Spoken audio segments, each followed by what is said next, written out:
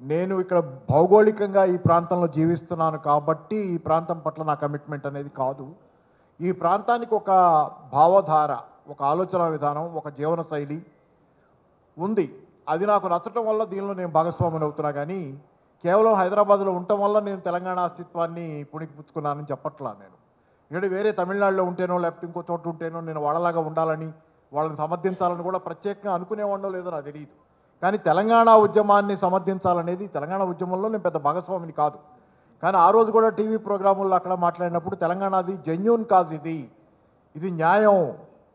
తెలంగాణకి ప్రత్యేక తెలంగాణ అస్తిత్వం అనేది ఒకటి ఉండాలనేది ఆ రోజు నుంచి మాట్లాడుతున్నాను. ఆ రోజు నుంచి మన తెలంగాణ ఉద్యమకారులతో అందరితో దగ్గర సంబంధాలు, స్నేహాలు ఉన్నాయి. అయితే నేను ఒకటే మాట 2 ముక్కల్లోనే. ఇక్కడ ఏంటంటే ఒక రష్యా మంత్రిని ఒక ఆయన అడిగాడంట. నేను చెప్పేదాన్ని అర్థం కావటం కోసం చెబుతున్నా. రష్యా మంత్రిని అమెరికా మినిస్టర్ ఒక అతను అన్నాడంట.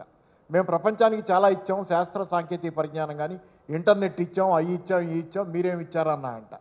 అంటే రష్యన్ మినిస్టర్ చెప్పింది ఏంటంటే, మీరు అవన్నీ ఇచ్చారేమో, మేము న్యాయ భావనను ఇచ్చాం ప్రపంచానికి. ఇది న్యాయం, ఇది అన్యాయం అనే భావాన్ని ప్రపంచానికి న్యాయం గురించి చెప్పామన్నాయంట. తెలంగాణ కూడా అలాంటిది.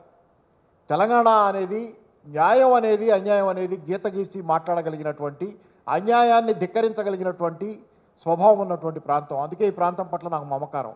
నేను ఇక్కడికి రాకముందు నేను ఆంధ్రాలో ఉన్నప్పుడు 95 దాకా నేను మొత్తం మీద ఓవరాల్గా అక్కడే ఉన్నా. మధ్యలో 2 ఏళ్ళు ఇక్కడ జాబ్ చేసి వెళ్ళినా అక్కడే ఉన్నా.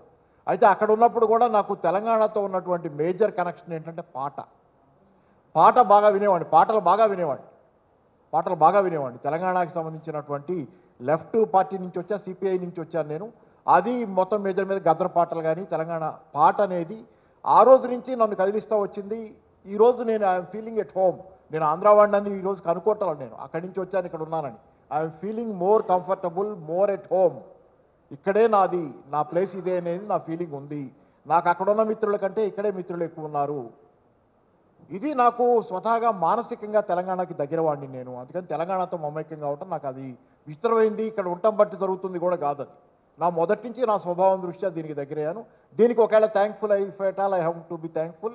మా నాన్న నాకు ఇచ్చిన కమ్యూనిస్ట్ భావజాలం మా నాన్న నేర్పిన దానిలో ఆయన జెన్యూన్గా నన్ను నమ్మి ఉండొచ్చు. బహుశా దానివల్లే నేను కూడా జెన్యూన్గా నమ్మటానికి వచ్చింది. తర్వాత సిపిఐలో కూడా నేను ఉన్నాను, కమ్యూనిస్ట్ పార్టీలో ఉన్నాను. కానీ నేను ఒకటి కూడా గమనించింది ఏంటంటే, చెప్పారు పెద్దలు, ఇక్కడ లక్షలాది మంది ఉన్నారు, రకరకాల చోట్ల నుంచి వచ్చిన వాళ్ళు ఉన్నారు, వాళ్ళంతా కూడా తెలంగాణతో ఐడెంటిఫై అవుతున్నారు కానీ ఆంధ్ర మిత్రులు కావటం లేదంటే ఇది అంటే అది దురదృష్టకరం. దానిలో కొంత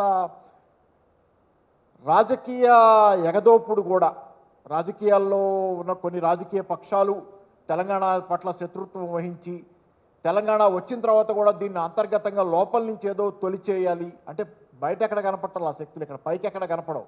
కానీ ఈరోజు తెలంగాణలో జరుగుతున్న చాలా విషయాల్లో ద్రోహులు చేస్తున్నటువంటి పనులు చాలా ఈరోజు కూడా కనపడుతున్నాయి. 2014 తర్వాత తెలంగాణ వచ్చిన తర్వాత కూడా తెలంగాణ వ్యతిరేకత అనేది కొన్ని రాజకీయ పక్షాలు వదులుకోకపోవడం వల్ల వాళ్ళు ద్రోహం చేయడం కోసం నిరంతరంగా చేస్తున్న దానిలో ఈరోజు తెలంగాణ ప్రజల కన్ను తెలంగాణ వేలితోనే పోల్చే ప్రయత్నాలు ఇక్కడ జరుగుతున్నాయి బాగా.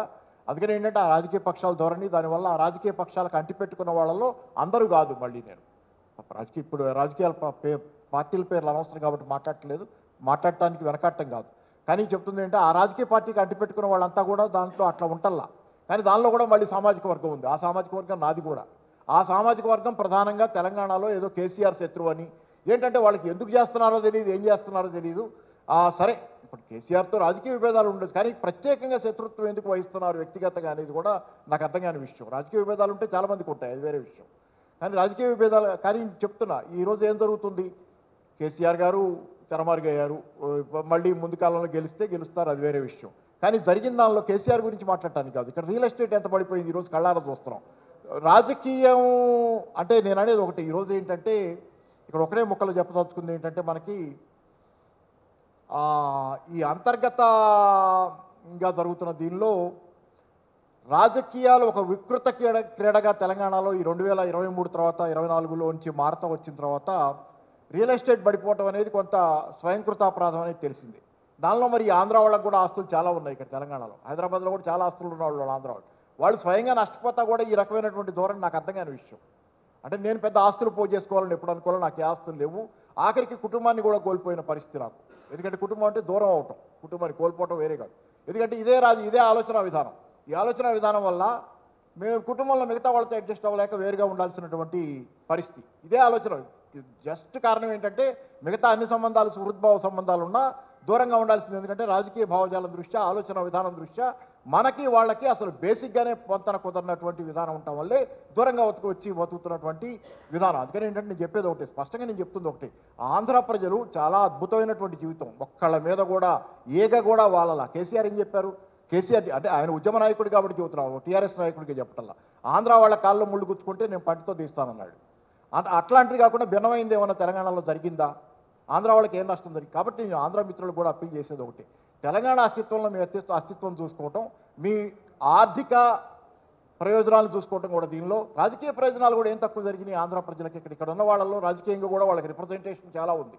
కాబట్టి అంటే కేవలం సంకుచితంగా రెచ్చగొట్టుడు కార్యక్రమాల్లో ఎవరో బయట నుంచి రెచ్చగొట్టేది, ఇక్కడ ఇంకా దీనిలో ఏదో అంతర్గతంగా వాళ్ళ ప్రయోజనాల కోసం, కొద్దిపాటి మంది ప్రయోజనాల కోసం చేసే దానిలో మనం భాగస్వాములు కావద్దని, మనం విస్తృత తెలంగాణ ప్రయోజనాలతో మమైకం అవుదాం. అది మాత్రమే మన ప్రయోజనాలకు మంచిదనేది నా ఉద్దేశం. వ్యక్తిగతంగా నష్టపోయి కూడా నేను దీనికే నిలబడింది. ఎందుకంటే దీనిలో న్యాయం ఉంది. ఆ న్యాయానికి నిలబడటం మనందరికీ కూడా బాగుంటుంది.